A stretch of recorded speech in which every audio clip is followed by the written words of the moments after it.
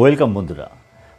2022-এর TET pass প্রার্থীদের সঙ্গে বাকিদের ইন্টারভিউয়ের নোটিফিকেশান কবে আসবে এ প্রসঙ্গে পর্ষদ সভাপতি গৌতম বাবু বলেছিলেন যে 2024-এর ডিসেম্বরের শেষের দিকে নোটিফিকেশান আসতে পারে, কিন্তু এই বিষয়ে কিন্তু আমার যথেষ্ট সন্দেহ ছিল। তাই আপনাদের বলেছি যে 2024-এ কোনো নোটিফিকেশান বা ইন্টারভিউ হবে না।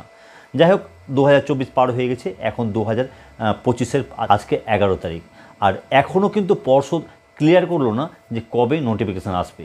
তবে 2022-এর কিছু টেট পাস প্রার্থীরা আর তাদের যন্ত্রণা সহ্য করতে না পেরে আজ শিক্ষামন্ত্রী ব্রাত্য বসুর সঙ্গে দেখা করতে যান এবং তারা প্রশ্ন করেন যে তাদের ইন্টারভিউ নোটিফিকেশান কবে আসতে পারে স্যার, একটু বিষয়টি বলুন।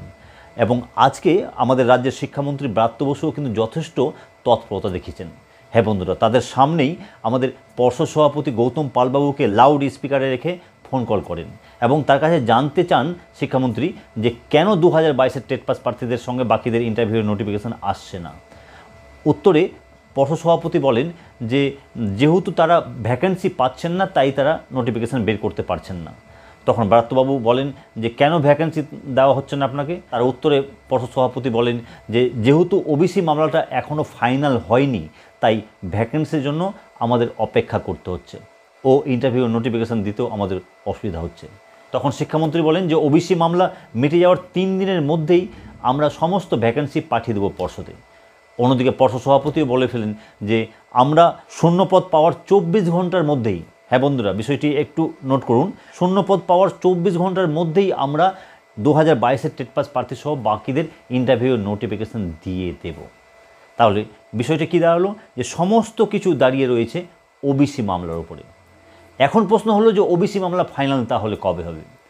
আপনারা অনেকেই জানেন যে গত 7 তারিখ ওবিসি মামলার হিয়ারিং ডেট ছিল এবং সেই দিন সেরকম কোনো বিশাল বড় শুনানি না হলেও একটি ভালো খবর রয়েছে, সেটা হচ্ছে যে কবে এর ফাইনাল হিয়ারিং হবে সেটা কিন্তু জাজমেন্ট কপিতে উল্লেখ করা রয়েছে। হ্যাঁ বন্ধুরা, 7 জানুয়ারি ওবিসি মামলার যে হিয়ারিং ছিল সেই জাজমেন্ট কপিতে উল্লেখ রয়েছে যে চলতি মাসের 28 ও 29 তারিখ এই ওবিসি মামলার ফাইনাল হিয়ারিং ও সেদিন ফাইনাল জাজমেন্ট দেওয়া হবে। তাহলে বোঝা যাচ্ছে যে জানুয়ারির 28-29 তারিখের মধ্যেই কিন্তু এই ওবিসি মামলা মিটতে চলেছে।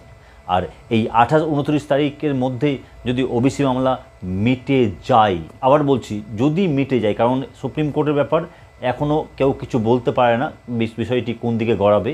তবে যেহেতু ফাইনাল হিয়ারিং ও ফাইনাল জাজমেন্টের কথা উল্লেখ রয়েছে 28 ও 29 তারিখ, তাই এটা ধরে নিয়ে আমরা যদি বলতে হয় যে 28-29 তারিখের মধ্যে যদি ওবিসি মামলা মিটে যায় তার 3 দিনের মধ্যে ভ্যাকেন্সি জমা পড়বে পর্ষদে, আর তার 24 ঘন্টার মধ্যে নোটিফিকেশান দেবে পর্ষদ সভাপতি, এটা তিনি জানিয়েছেন আজকে।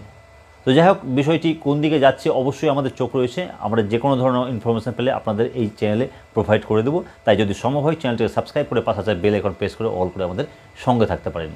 আর ভিডিওটিকে ইম্পর্টেন্ট মনে হলে অবশ্যই আপনাদের বিভিন্ন গ্রুপে শেয়ার করে দিন। তাহলে দেখা হচ্ছে পরবর্তী ভিডিওতে। ততক্ষণের জন্য সকলে ভালো থাকুন ও সুস্থ থাকুন। ধন্যবাদ।